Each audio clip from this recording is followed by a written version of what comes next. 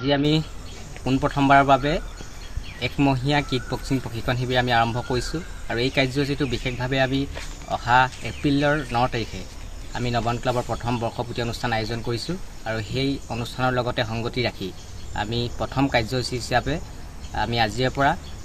নবন ক্লাবৰ উদ্যোগত একমহীয়া প্ৰশিক্ষণ কিক বক্সিং প্ৰশিক্ষণ শিবিৰ আমি আয়োজন কৰিছোঁ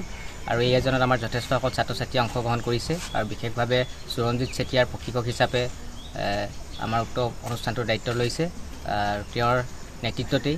আমাৰ আজি তাৰিখত প্ৰায় 100ৰো অধিক ছাত্ৰ ছাত্ৰীয়ে কিক বক্সিং প্ৰশিক্ষণত অংশগ্ৰহণ কৰিছে আৰু আমি আশা ৰাখিম উক্ত অনুষ্ঠানটো যাতে সকলো সহযোগিতাত সফল সমাপ্তি দিব পাৰোঁ লগতে আমাৰ এই বৰ্ষপূৰ্তি অনুষ্ঠানটোৰ লগত সংগতি ৰাখি আমাৰ কেইবাটাও অনুষ্ঠান আমি আয়োজন কৰিছোঁ গতিকে আমি প্ৰতিটো অনুষ্ঠানতে আমাৰ